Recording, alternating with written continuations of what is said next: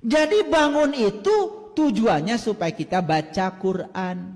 Apa sih Quran? Quran ada dua, yang tertulis, yang tidak tertulis. Yang tidak tertulis yang harus kita baca lebih banyak. Apa itu? Tanda-tanda Allah dalam dirimu.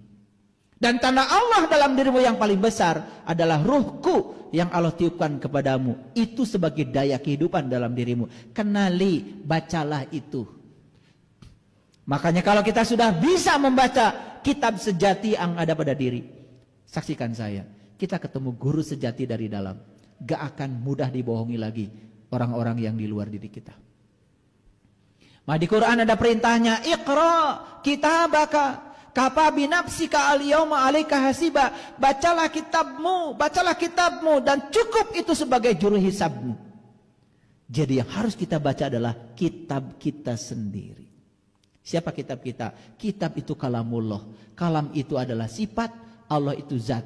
Kalamullah yang sebenarnya adalah diri sejati kita. Karena diri sejati kita adalah bagian dari dirinya Allah yang ditiupkan ke dalam diri kita, namanya ruh.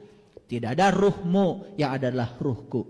Fa iza sawaituhu wa nafakhtu fihi mir ruhi qalu faqaulahu sajidin. Apa hasilnya? Ini. Kalau kita sudah bisa membaca kitab sejati kita, inna sanulki alaika kaulan saqila. Kami akan menurunkan perkataan yang berbobot kepadamu. Kata-katamu menjadi energi yang luar biasa. Kenapa kata-katamu tidak diturut oleh anakmu?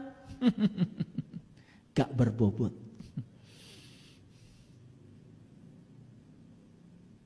Karena yang kamu katakan itu kamu juga tidak tahu.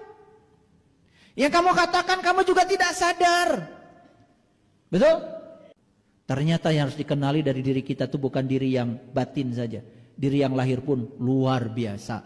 Dari ujung rambut sampai ujung kaki. Begitu banyak yang harus kita baca. Dan selama ini kenapa kita menderita dan hidupnya tidak menakjubkan?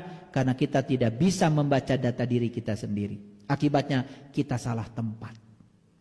Kerja di tempat yang tidak menyenangkan, tidak berkembang.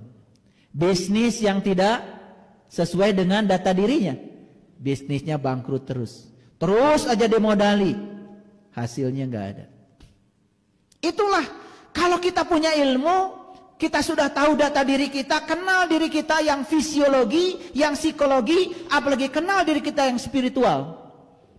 Kita punya kompas, nggak akan melenceng kehidupannya. Luar biasa.